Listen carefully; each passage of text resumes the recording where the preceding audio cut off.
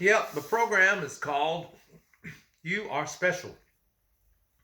And I call it that because a lot of young people don't feel that they're special. And oftentimes it's because they can't do certain things well, or they can't do them at all, or they don't fit in with the rest of the kids, or they're not as pretty, or they don't have as much money. They don't have that fancy access to a car, or they live on the other side of the track, so to speak, or they wear poor looking clothes, or there's all kinds of negative information that comes in that makes kids think they aren't special. And it's often seen on the sports field. When I was a little kid, maybe 8, 9, 10 years old, I didn't feel very special at all when it came to sports. Baseball, for instance. Now, that was a game I wanted to play so badly.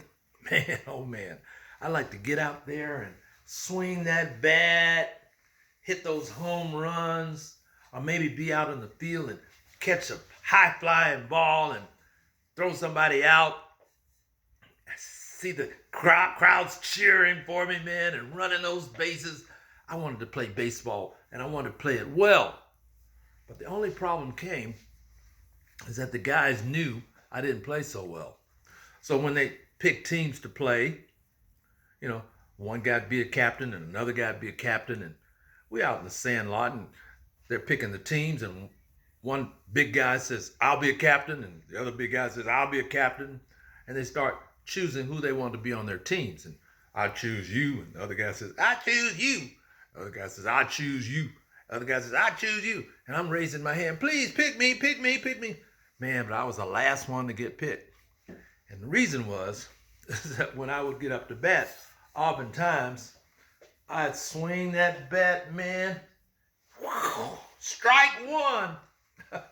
And then strike two. And then, whoa, strike three, you're out. I struck out so many times. And I was lousy at baseball. I was worse at basketball. When I dribbled the ball, it would get away from me, and I'd shoot, and the ball would usually miss the hoop. And then we played football. I'd go out for a pass, and oftentimes I'd drop the ball, couldn't run as fast as the other guys in the neighborhood. So every time I would be the last person to be picked for these sports.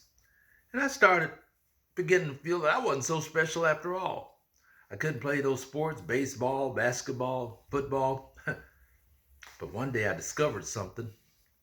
See, I walked into my house one day, and there in the house was this old piano. And that piano, nobody ever played it.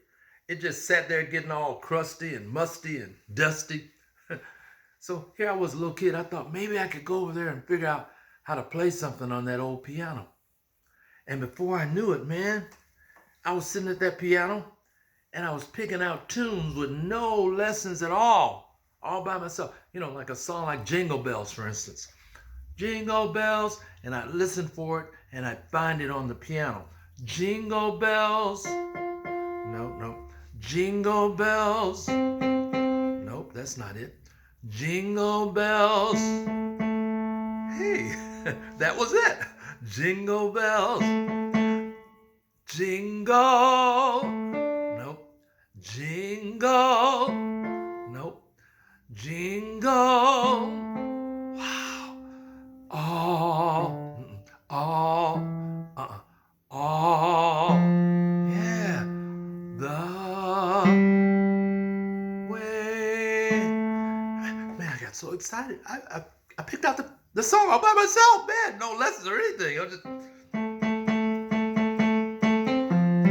And I found myself learning song after song after song. As I heard it on the radio, I'd pick it out. And my mom was so impressed. She gave me piano lessons, and I learned how to play the chords and read the music. And man, before I knew it, I was playing for all kinds of people. I was playing for my church. I was playing at school. I was all over the place. I had found out that I had a talent that made me special. And that's how it is with some of you guys too. You got to realize there's something out there that you can do that nobody else can do the way you do.